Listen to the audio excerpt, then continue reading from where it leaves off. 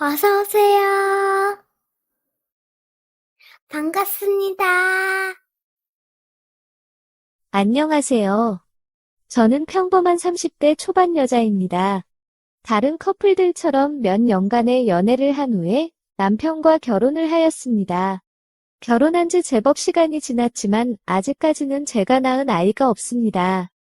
하지만 저희 집에서는 2살짜리 아기가 있습니다. 이 아이는 작년 12월에 제 여동생이 낳은 아기입니다. 작년에 20살이었던 여동생이 클럽에서 처음 만난 남자와 잠깐 만나면서 생긴 아기라고 하였고, 주변에서 아이를 포기하라고 하였지만, 여동생이 끝까지 반대를 하면서 낳은 아이입니다. 그래서 부모님의 걱정은 말로 표현하지 못할 만큼 심하셨습니다. 그때 제 남편이 그럼 우리가 입양해서 키우자는 것이었습니다. 이제 대학교 1학년인 처제가 아이를 키울 수도 없고, 클럽에서 만난 애 아빠라는 사람은 연락이 안 된다고 하고, 게다가 그 둘의 상호 합의하에 나눈 사랑의 결과물이기에 법적으로도 뭐라고 할 수도 없는 상황이 아니냐면서 우리는 아직 아이도 없으니 지금까지의 히스토리는 다 있고 우리가 사랑으로 키우자는 것이었습니다. 저는 남편의 저런 제안을 이해할 수는 없었지만 부모님의 걱정도 동생의 미래도 생각해볼 때 이것보다 좋은 방법은 없었고 입양을 하게 되었습니다. 그리고 그때는 저를 위해서 이렇게까지 희생해주는 남편이 너무 고마워서 일반 생활에서도 심지어 부부관계에서도 온갖 무리한 요구를 하여도 다 참고 들어주었습니다. 게다가 저희 부모님께서도 고맙다면서 매달 아기 분유값에 보태라면서 100만 원씩 보내주셨고 주기적으로 남편이 좋아하는 반찬이며 국까지 만들어서 가져다 주셨습니다. 물론 동생도 가끔씩 와서 아기랑 시간을 보내다 자고 가기도 했습니다. 갑자기 찾아온 새로운 삶에 적응할 때쯤 다행이라고 해야 할지 신기하다고 해야 할지 아기 얼굴에서 남편의 얼굴이 보이는 것이었습니다. 남편이 자기의 친자식처럼 퇴근하고 오면 안아주고 씻겨주고 분유도 챙겨줍니다. 그전에는 퇴근하고 오면 피곤하다며 항상 지쳐 있었는데 저렇게 육아를 하는 것을 보니 정말 고맙기도 하고 아이를 가지고 싶어 했다는 생각에 안타깝기도 하였습니다. 저 아기가 친자식이면 얼마나 더 좋아했을까? 라는 생각이 너무 들었습니다.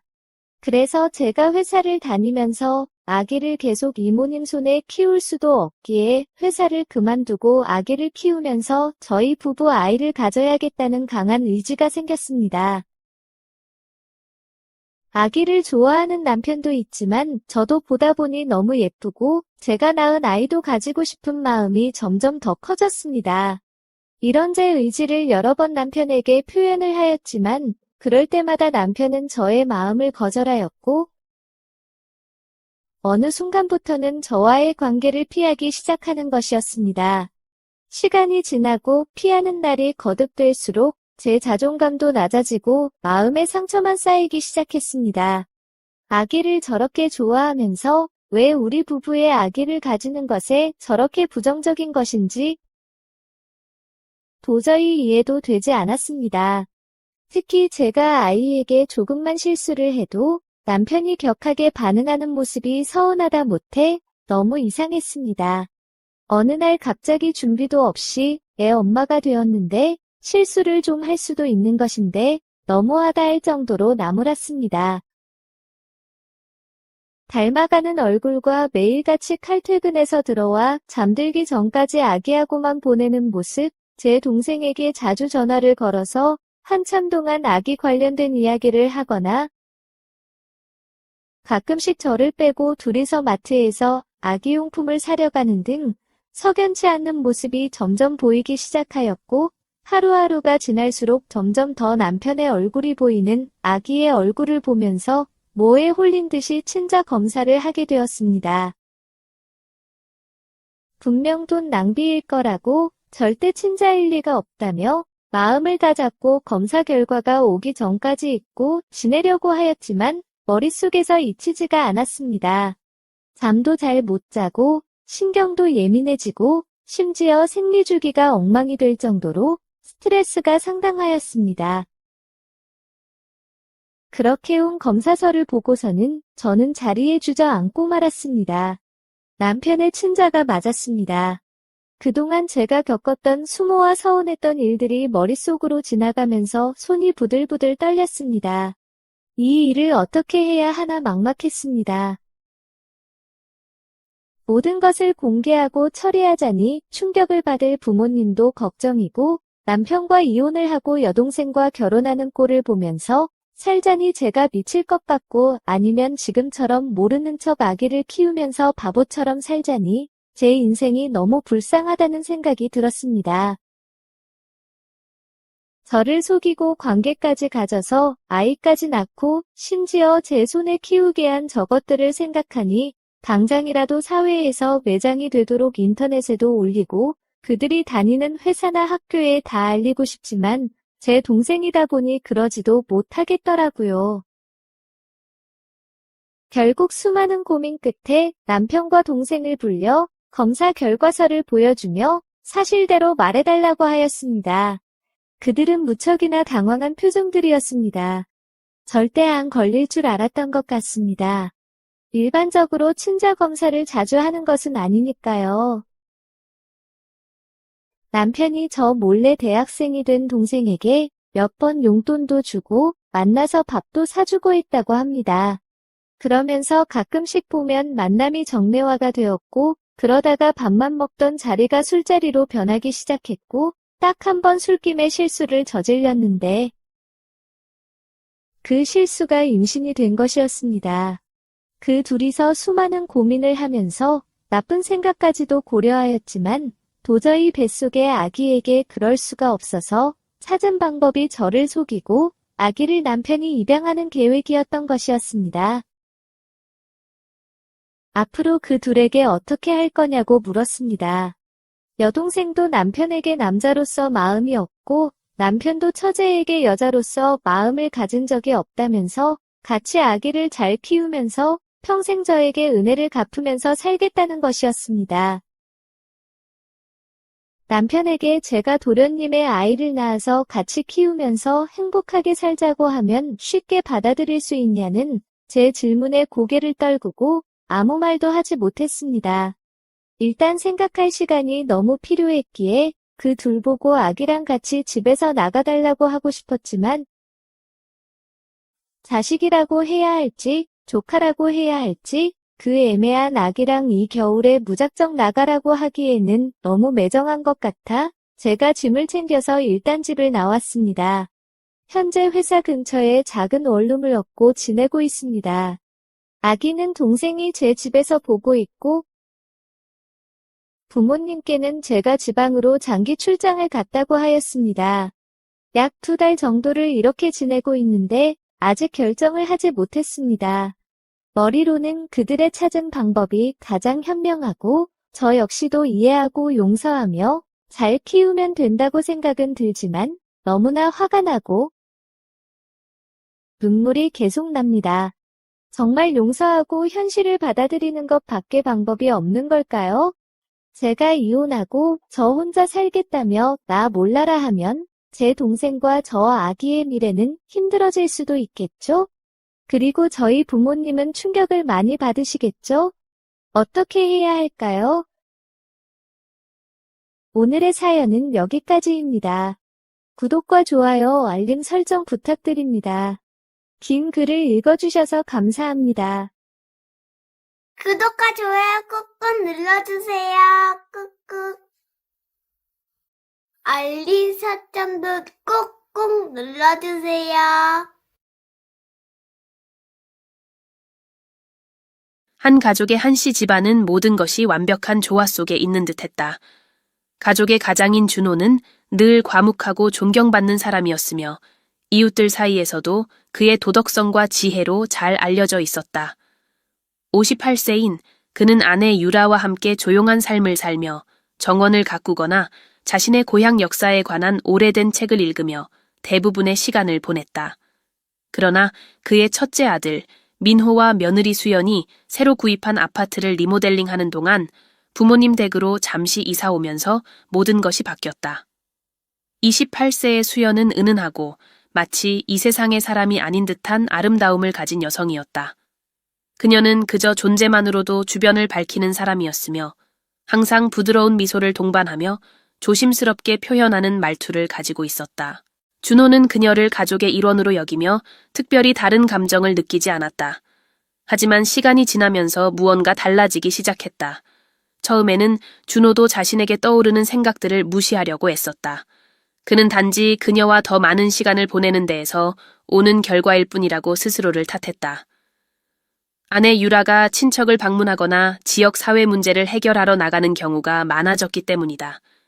그러나 수연의 시선에서 느껴지는 무언가가 준호를 불안하게 만들었다. 그것은 노골적인 시선은 아니었지만 분명히 평범함을 넘어선 어떤 연결고리가 있었다. 어느 날 준호가 정원에서 나무를 다듬고 있을 때 수연이 찻잔과 몇 개의 쿠키가 담긴 쟁반을 들고 나타났다. 잠깐 쉬고 싶으실 것 같아서요. 그녀는 부드러운 목소리로 말했다. 그는 고맙다며 찻잔을 받아들었고 차를 마시는 동안 그녀가 자신을 유심히 바라보는 것을 느꼈다. 단순한 행동이었지만 준호를 어색하게 만들었다. 장인어른, 정원에 정말 정성을 쏟으시네요. 이 꽃들이 어느 때보다도 예뻐 보이는걸요. 그녀가 준호가 심은 장미를 보며 감탄하며 말했다. 준호는 미소를 지었지만 얼굴이 약간 붉어지는 것을 느꼈다. 햇빛 때문인지 아니면 수연이 자신에게 진심으로 관심을 보이는 듯한 태도 때문인지 알 수 없었다. 그날 밤 준호는 잠을 이루지 못했다. 그는 침대에서 뒤척이며 낮 동안 수연과의 순간들을 떠올렸다. 이런 생각들이 부적절하다는 것을 알면서도 그것을 제어할 수 없었다. 그의 곁에서 유라는 깊이 잠들어 있었고 남편의 감정적 혼란을 전혀 눈치채지 못했다. 이후 며칠 동안 그들 사이의 일상적인 상호작용은 미묘한 긴장감으로 가득 찼다. 아침 식사 중 수연은 준호의 요리 실력을 칭찬하기 시작했다. 준호는 거의 요리를 하지 않았지만 전날 전통 수프를 준비한 적이 있었다. 장인어른, 민호도 좀 배우면 좋겠어요. 그 수프 정말 맛있었어요. 그녀가 웃으며 말했다. 준호는 미소를 지으려 했지만 칭찬을 들으며 묘한 만족감을 느꼈다. 또 다른 날, 거실을 정리하던 중 수연이 책 더미를 떨어뜨렸다. 마침 지나가던 준호는 재빨리 책을 줍기 위해 몸을 숙였다. 그들의 손이 잠시 스쳤을 때 준호는 몸에 전류가 흐르는 듯한 느낌을 받았다. 수연은 그 순간을 별것 아닌 듯 웃으며 넘겼다. 죄송해요, 장인어른. 제가 좀 덤벙대는 편이라. 그녀는 머리카락을 귀 뒤로 넘기며 말했다. 준호는 자신이 수연을 생각하는 시간이 점점 많아지는 것을 깨달았다. 그는 스스로를 꾸짖으며 자신의 역할과 아내에 대한 사랑을 상기하려 했지만 그 생각들은 그녀의 사소한 제스처나 말 한마디에 의해 다시 떠오르곤 했다. 어느 날 유라가 친구를 방문하러 집을 비운 사이 수연이 준호에게 손님 방에 있는 선반을 고쳐달라고 부탁했다. 준호는 요청을 받아들이며 작업에 집중하려고 애썼다. 작업을 하는 동안 수연은 가까이서 그를 바라보며 그가 어떻게 그렇게 쉽게 물건을 고치는지 물었다. 장인어른은 모든 걸 다 아시는 것 같아요. 민호가 항상 당신처럼 능숙해지고 싶다고 말하곤 해요. 그녀는 미소를 지으며 말했다. 준호는 심장이 빠르게 뛰는 것을 느꼈지만 침착하려고 노력했다. 별로 대단한 건 아니에요, 수연. 그냥 간단한 작업일 뿐이에요. 그는 무심한 척 대답했다. 그러나 그는 도구를 잡은 자신의 손이 살짝 떨리는 것을 알아차렸다. 시간이 지나면서 수연의 존재가 준호를 설명할 수 없는 방식으로 불안하게 만든다는 것을 그는 점점 더 자각하게 되었다. 그는 그녀와 단둘이 있는 것을 피하려고 했지만 운명은 계속해서 그들을 서로 마주하게 만들었다. 반면 수연은 그들 사이의 변화된 분위기를 인식하지 못하는 것처럼 보였거나 어쩌면 일부러 모르는 척하는 것 같았다. 며칠 후 준호는 자신의 평소 활동에 집중하려 애썼다. 그는 정원에서 더 많은 시간을 보내거나 도구를 보관한 작은 창고에서 시간을 보내며 손을 사용하는 작업이 그의 생각을 잠시나마 멀어지게 해주길 바랐다. 그러나 수연은 항상 가까이 다가갈 핑곗거리를 찾아냈다. 어느 오후 준호가 집 뒤뜰에서 울타리를 칠하고 있을 때 수연은 미소를 지으며 나타났다. 그녀는 차가운 차와 신선한 과일이 담긴 쟁반을 들고 있었다. 장인어른은 항상 이렇게 바쁘시네요. 잠깐 쉬셔야 할 것 같아서요. 그녀는 임시로 마련된 테이블 위에 쟁반을 내려놓으며 말했다. 준호는 마지못해 그녀의 친절을 받아들였다. 대화를 짧게 끝내려 했지만 수연은 탁월한 대화 상대였다. 그녀는 자신의 어린 시절 이야기, 가족 이야기, 그리고 손으로 무언가를 만드는 능력을 가진 남자들에 대한 존경심을 이야기하기 시작했다. 민호는 이런 능력이 없어요. 그녀는 가벼운 미소를 지으며 말했다. 하지만 다른 면에서는 충분히 보완이 되죠. 준호는 억지로 웃어 보였지만 수연의 시선에는 이전에는 느껴보지 못한 무언가가 담겨 있었다. 그는 이 상황에서 벗어나야 한다는 것을 알았지만 그 순간을 끊어내는 것이 쉽지 않았다. 차를 다 마신 후 그는 급히 자리에서 일어나 감사 인사를 했다. 저녁 전에 마무리해야 할 일이 많아서요. 그는 아무렇지 않은 척 말했다. 수연은 고개를 끄덕이며 그가 울타리로 돌아가는 모습을 바라보았다. 그날 밤 준호는 스스로와 솔직히 대화하기로 결심했다. 그는 자신이 절대 느껴서는 안 될 감정에 휘둘리고 있음을 인정했다. 그것은 잘못되었고 용납될 수 없는 일이었으며 무엇보다도 그의 품성을 배신하는 일이었다. 그는 수연을 피하기로 그리고 책임감 있고 존경받는 장인어른의 역할을 더욱 견고히 하기로 다짐했다. 하지만 운명은 다른 계획을 가지고 있었다. 이틀 후 유라는 가족 소유의 부동산 문서 문제를 처리하기 위해 다시 한번 여행을 가야 한다고 발표했다. 준호는 그녀에게 여행이 필요하지 않다고 설득하려 했지만 유라는 단호했다. 당신이라면 이곳을 잘 돌볼 수 있다고 믿어요. 유라는 떠나기 전에 말했다. 결국 준호와 수연은 다시 단둘이 집에 남게 되었다. 준호는 거리를 두려고 했지만 불가피한 일상 속에서 그것은 어려운 일이었다. 수연은 오히려 더 편안해 보였다. 그녀는 준호의 과거에 대해 질문하며 유라를 어떻게 만났는지, 아이를 낳기 전의 삶이 어땠는지에 대해 궁금해했다. 준호는 대화를 조심스럽게 이어갔지만 지나치게 개인적인 이야기가 될 가능성이 있는 주제는 피하려 했다. 어느 밤 준호가 거실에서 다큐멘터리를 보고 있을 때 수연이 찻잔을 들고 들어왔다. 같이 앉아도 될까요? 그녀는 물으며 준호가 대답하기도 전에 소파에 앉았다.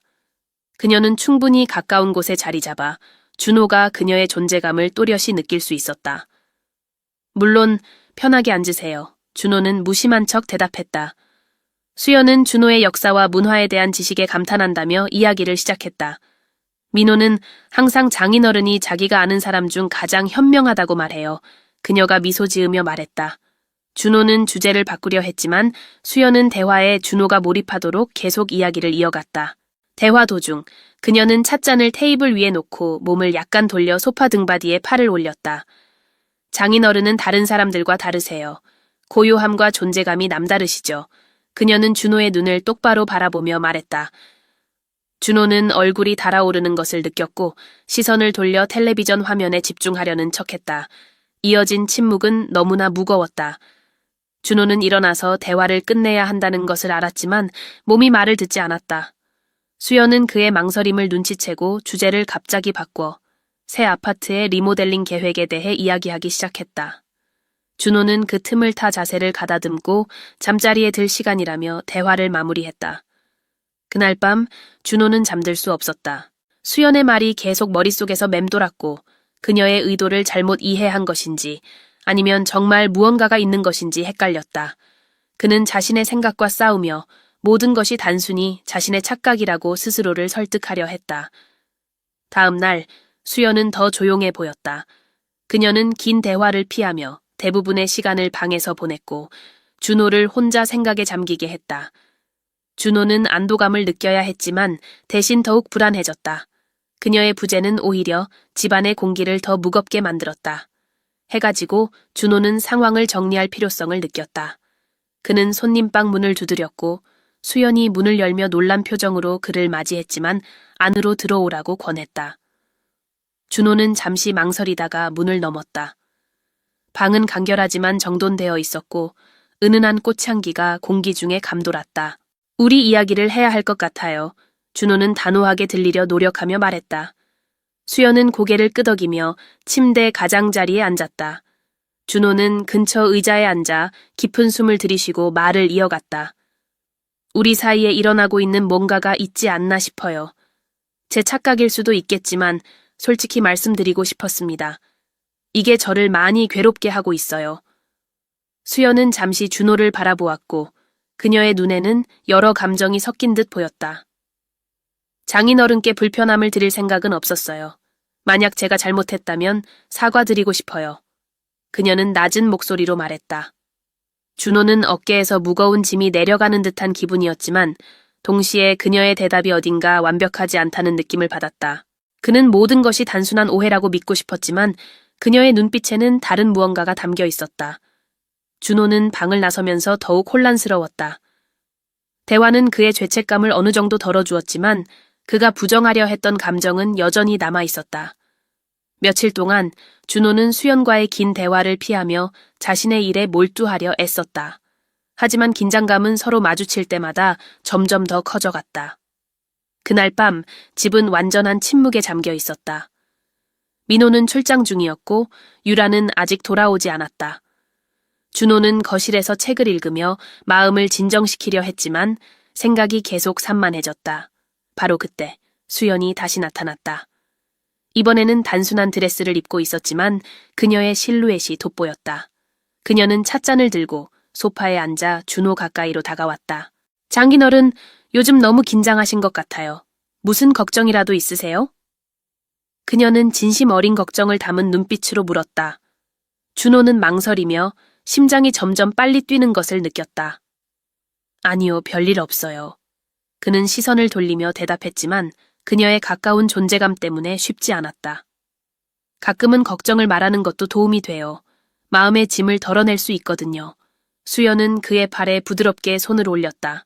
그 터치는 짧았지만 준호의 내면 깊은 곳에 잠들어 있던 무언가를 깨웠다. 그는 일어나서 거리를 두어야 한다는 것을 알았지만 몸이 말을 듣지 않았다. 수연, 이제 그만 쉬는 게 좋겠어요. 시간이 늦었네요. 준호는 말했다. 하지만 그의 목소리는 약하고 거의 속삭임 같았다. 그녀는 움직이지 않았다. 대신 그녀는 살짝 몸을 기울이며 그의 눈을 마주 보았다. 그 눈빛은 준호가 전에 한 번도 본 적 없는 것이었다. 장인어른, 저는 문제를 만들고 싶지 않았어요. 하지만 설명할 수 없는 감정을 느끼고 있어요. 그녀는 머뭇거리며 말했다. 그녀의 말은 공기를 가르듯 날카로웠고 둘 사이에 무거운 침묵이 내려앉았다. 준호는 저항하려 했지만 순간의 열기에 휘말려 자신의 욕망과 싸우는 힘을 잃어버렸다.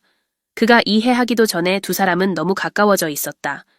키스는 거의 필연적으로 일어났고 억눌렸던 감정이 마침내 폭발한 순간이었다. 그것은 강렬하고 몇 주 동안 숨기려 했던 열정으로 가득 차 있었다.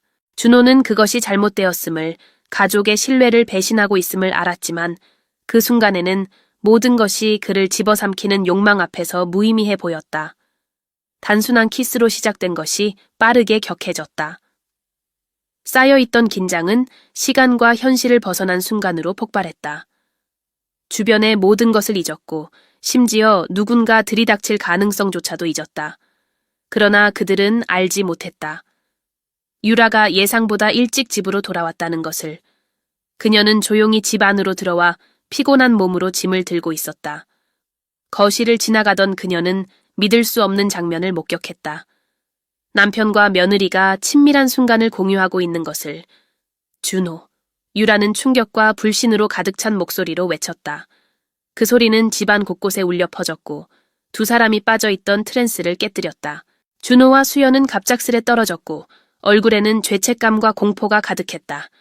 유라는 문 앞에 서서 두 사람을 믿을 수 없다는 표정으로 바라보고 있었다.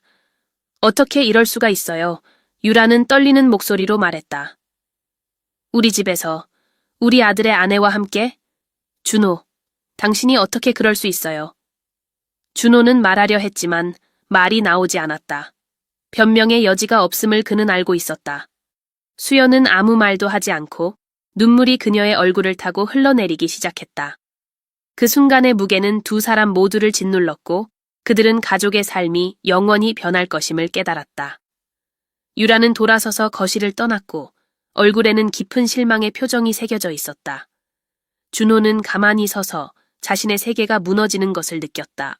그는 자신의 인생에서 가장 큰 실수를 저질렀음을 알고 있었고 이제 자신의 행동의 대가를 치러야 한다는 것을 알고 있었다. 그 사건 이후 준호는 깊은 후회 속에 빠져들었다. 그는 아내 유라의 신뢰를 산산조각 냈고 수연과의 관계는 결코 설명하거나 정당화할 수 없는 일이었다. 며칠이 지나도 집안은 무거운 침묵으로 가득했다. 유라는 어디론가 떠났고 준호는 그녀를 찾을 용기가 없었다. 어느 날 오후 준호가 정원에 있을 때 유라는 뜻밖의 집으로 돌아왔다. 그녀는 평온해 보였지만 눈빛에는 준호를 불안하게 만드는 무언가가 있었다. 우리 대화가 필요해요. 그녀는 거실에 앉으며 말했다. 준호는 사과하려 했지만 유라는 손을 들어 그를 막았다. 사과가 중요한 게 아니에요, 준호. 당신이 알아야 할 무언가가 있어요. 이것은 모든 것을 바꿀 거예요. 유라는 깊게 숨을 들이쉰 후 말을 이어갔다. 수연이 그 일이 있은 후 나를 찾아왔어요. 그리고 그동안 내가 몰랐던 이야기를 했어요. 그 이야기를 듣고 나니 왜 이런 일이 일어났는지 이해하게 됐어요. 준호는 이 말을 찌푸리며 혼란스러워했다. 그게 무슨 이야기죠? 유라는 그의 눈을 똑바로 바라보았다. 수연은 자신이 말한 사람이 아니에요. 그녀는 민호를 사랑해서 결혼한 게 아니에요, 준호. 다른 이유가 있었어요. 다른 이유라니요? 그게 무슨 말이에요? 준호는 이제 완전히 집중하며 물었다. 민호는 수연 아이의 친아빠가 아니에요. 유라는 밝혔다. 그녀는 결혼하기 전에 이미 임신한 상태였어요. 그녀가 우리 가족에 들어온 이유는 단지 아이를 위한 안정된 삶을 보장받고 싶었기 때문이에요. 준호는 충격에 빠졌다. 그게 나와 무슨 상관이죠? 유라는 잠시 망설이더니 말을 고르는 듯 조심스럽게 이어갔다. 그 아이의 아빠는 그녀가 몇 년 전 만났던 사람, 그녀가 결코 잊을 수 없었던 사람이에요. 그 사람이 당신이에요, 준호. 준호는 발밑에 땅이 꺼지는 것 같은 기분을 느꼈다. 그는 고개를 저으며 방금 들은 말을 이해하려 애썼다. 그건 말도 안 돼요. 난 수연을 민호와 함께 나타나기 전에는 만난 적도 없어요.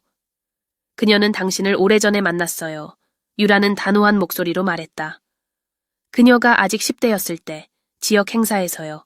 당신은 기억하지 못할 수도 있지만 그녀는 당신을 기억했어요. 그리고 당신을 본 순간 그녀는 당신이 그녀가 함께하고 싶은 사람이라고 확신했대요. 준호는 유라의 말을 듣고 그 무게를 느꼈지만 여전히 믿기 어려웠다. 말이 안 돼요. 왜 그녀가 민호에게 접근했겠어요? 그건 당신 곁에 머물 수 있는 유일한 방법이었기 때문이에요. 유라가 대답했다. 그녀는 모든 것을 계획했어요, 준호. 그녀는 민호가 얼마나 취약한지, 그리고 그가 빨리 결혼하고 싶어 한다는 것을 알고 있었어요. 그녀는 그것을 이용해서 우리 가족 안으로 들어온 거예요. 준호는 침묵한 채 충격적인 진실을 받아들이려 애썼다. 민호와 수연의 관계에 대해 믿고 있던 모든 것이 거짓이었다. 그녀는 자신의 목적을 이루기 위해 모두를 조종했고 결국 그녀의 계획은 통제 불능 상태로 빠지고 말았다. 그럼 이제 어떻게 해야 하죠? 준호는 절망에 가득 찬 목소리로 물었다. 우리가 어떻게 계속 살아갈 수 있겠어요? 유라는 자리에서 일어나 문 쪽으로 걸어갔다. 나도 모르겠어요, 준호. 하지만 한 가지는 분명해요. 예전처럼 될 수는 없다는 거예요. 당신은 당신이 한 일에 맞서야 하고 수연은 그녀의 선택에 대한 결과를 감당해야 해요. 다만 민호가 이 모든 진실을 알게 되지 않길 바랄 뿐이에요. 준호는 거실에 홀로 남아 그 충격적인 사실의 무게에 짓눌리는 기분을 느꼈다. 그는 자신의 삶이 결코 예전 같지 않을 것임을 알았고 어떻게든 자신이 파괴한 것을 복구할 방법을 찾아야 한다고 생각했다. 비록 그가 잃어버린 모든 것을 되찾는 것은 불가능할지라도 말이다.